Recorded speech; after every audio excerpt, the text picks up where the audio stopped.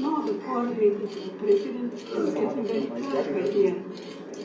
Repeating the same thing. No, she could only speak for him. So ఆవిడ మాట్లాడింది ఏంటి?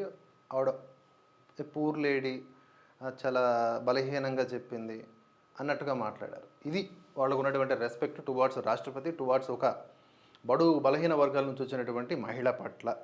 అప్పట్లో రాష్ట్రపతి అభ్యర్థిగా ముర్ము గారిని ప్రకటించినప్పుడు కూడా ఇలాగే అడ్డుపడ్డారు. మళ్ళీ వీళ్ళు గిరిజనుల సంక్షేమం గురించి మాట్లాడతారు, దళితుల సంక్షేమం గురించి మాట్లాడతారు. ఇంత ద్వంద్వ వైఖరి ప్రజలు గమనించకపోవటం, అంటే ప్రజల్లో కొంతమంది ఇప్పటికీ ఆ పార్టీకి అనుకూలంగా మాట్లాడడం నిజంగా శోచనీయమనే చెప్పాలి. ఏ కోణంలో ఈ పార్టీ నిజంగా బడుగు బలహీన వర్గాల కోసం ఆలోచిస్తుందో ఆలోచించాలి. ఈరోజు కాంగ్రెస్ పార్టీ అధికారంలో ఉన్న ఆ రాష్ట్రాల్లో ఎంతమంది బడుగు జీవులను ముఖ్యమంత్రిగానో లేకపోతే పదవులను ఇచ్చి నిలబెట్టింది? ఇటీవల మనం చూసుకుంటే ఒక వీడియో వైరల్ అవుతా ఉంది. ఖర్గే గారు సోనియా గాంధీ గారి పక్కన కూర్చున్నారు కాబట్టి అది నా స్థానం అని చెప్పి రాహుల్ గాంధీ మర్యాదగా ఆయనకి అక్కడి నుంచి లేపేసి అదిగో అక్కడ మూలకెళ్ళు అన్నట్లుగా పక్కకు దోశారు. ఆయన ఎన్నెన్నో అవమానాలు చేస్తూ ఉంటారు. ఎందుకంటే ఇప్పుడు ఖర్గే గారిని అడ్డు పెట్టుకొని మేమంతా కూడా ఉన్నది నిమ్న వర్గాల వారి కోసమే అని చెప్పేసి ఇవన్నీ కూడా స్పీచ్లు మాత్రమే, కానీ ఒరిజినల్ ఇంటెన్షన్ ఇదా అనిపించేలాగా ఈమె వ్యాఖ్యలు ఉన్నాయి. అదే ఇక్కడ హైలైట్ చేయబడింది. వికసిత భారత్, ప్రపంచంలోనే 3వ ఆర్థిక శక్తిగా భారత్. అంతరిక్షంలోకి భారతీయులు అడుగుపెట్టే రోజులు అతి దగ్గరలోనే ఉన్నాయి. ఈ దిశలో సొంత మానవ సహిత అంతరిక్ష ప్రయోగం గగన్యాన్ను ప్రయోగించే రోజు ఎంతో దూరంలో లేదు. పార్లమెంట్ బడ్జెట్ 2025 సమావేశాలను రాష్ట్రపతి ద్రౌపది ముర్ము శుక్రవారం ప్రారంభిస్తూ ఈ విధంగా మాట్లాడారు. విద్యారంగంపై ప్రభుత్వం ప్రత్యేక దృష్టి పెట్టింది. దేశాన్ని గ్లోబల్ ఇన్నోవేషన్ పవర్ హౌస్గా మారుస్తాం. ఇండియా ఏఐ మిషన్ను ప్రారంభించాం. నేషనల్ రీసెర్చ్ ఫౌండేషన్ ప్రారంభించాం. స్పోర్ట్స్ అండ్ స్పేస్ వరకు భారత్ దూసుకుపోతోంది. ఎంఎస్ఎంఈల కోసం క్రెడిట్ గ్యారంటీ స్కీములు తీసుకొచ్చాం. ఈ గవర్నెన్స్కు ప్రాధాన్యత ఇస్తున్నాం. ప్రపంచ స్థాయి మౌలిక వసతులు కల్పిస్తున్నాం. పౌర విమానయాన రంగం డెవలప్మెంట్ చెందుతోంది. అలాగే జమిలీ ఎన్నికలు, వక్ఫ్ సవరణ బిల్లు, సాహసోపేతమైన నిర్ణయాలు. ప్రపంచంలోనే భారత్ను 3వ ఆర్థిక శక్తిగా నిలపనున్నాం. దేశాభివృద్ధి ఫలాలు అందరికీ అందించడమే లక్ష్యం. వన్ నేషన్ వన్ ఎలక్షన్కు తమ ప్రభుత్వం కట్టుబడి ఉంది. ఈ సందర్భంగా రాష్ట్రపతి ఈ విధంగా ప్రసంగించారు. బడ్జెట్ 2025లో రైతులు, మహిళలు, పేదలు, యువతకు ప్రాధాన్యం ఇస్తున్నాం. మా ప్రభుత్వం 3వ టర్మ్లో 3 రెట్ల వేగంతో అభివృద్ధితో దూసుకు వెళ్తుంది.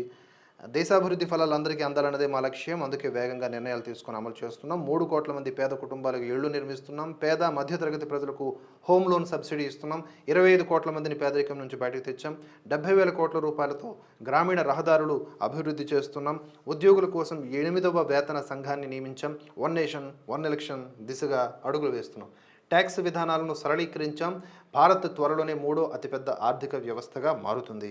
చట్టసభల్లో మహిళలకు రిజర్వేషన్లతో గొప్ప అడుగు ముందుకు వేశాం. 70 ఏళ్లు దాటిన 6 కోట్ల మందికి ఆరోగ్య బీమా కల్పిస్తున్నామని తెలిపారు.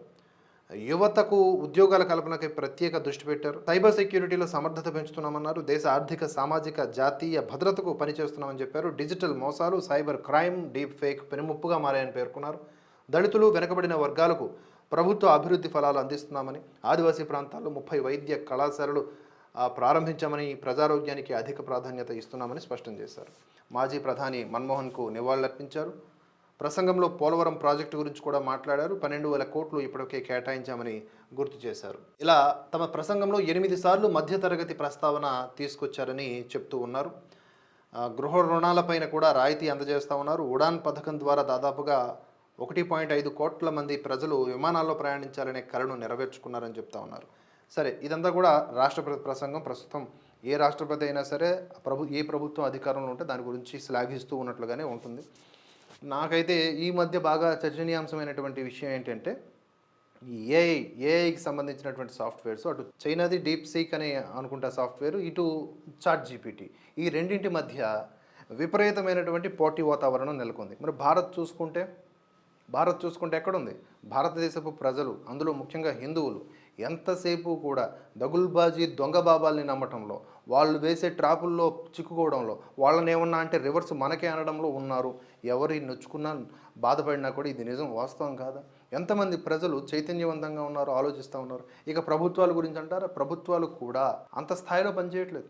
మోదీ ప్రభుత్వం కాంగ్రెస్ కంటే బెటర్గా పనిచేస్తుందేమో కానీ అద్భుతం, ఆహా ఓహో అనిపించేలాగా మనకి ఇప్పటికీ కూడా ఎన్నో రకాలైనటువంటి ఆశలు ఉన్నాయి. ప్రత్యేకించి ఒక వీడియో చేయదలుచుకున్నాను నేను.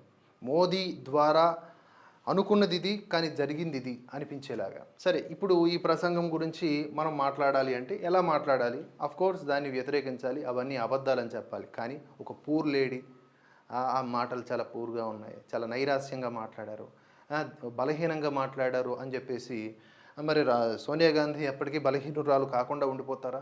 అలా మాట్లాడడం జరిగింది. పేలవంగా ఉంది, ప్రసంగించి అలసిపోయారు.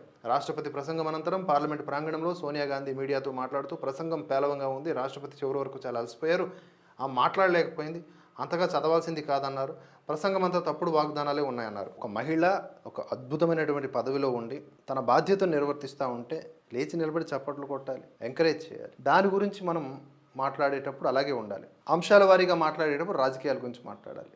అంతేగాని మాట్లాడలేకపోయింది బలహీనరాలు అంటే నువ్వు కూర్చొని వింటా ఉన్నావు, ఆవిడ నిలబడి మాట్లాడుతూ ఉంది. అదే గంట పాటు సోనియా గాంధీని కూడా మాట్లాడమని చెప్పాలి. మనం గొంతులో వణుగు లేకుండా మాట్లాడతారేమో చూద్దాం. సో ఇవన్నీ కూడా అహంకారపూరితమైన వ్యాఖ్యలు. ఇది real face of this family అనిపిస్తూ ఉంటుంది ఒక్కోసారి. దానికి తోడుగా తల్లొక న్యాయం అయితే బిడ్డొక న్యాయం అన్నట్టుగా రాహుల్ గాంధీ కూడా రాష్ట్రపతి ద్రౌపది ముర్ము ప్రసంగంపై స్పందించారు. తన తల్లి వ్యాఖ్యలను ఆయన సమర్థించారు. రాష్ట్రపతి ప్రసంగం బోరింగ్గా ఉందన్నారు, చెప్పిన అంశాన్ని పదే పదే ఆమె చెప్పుకొచ్చారని పేర్కొన్నారు.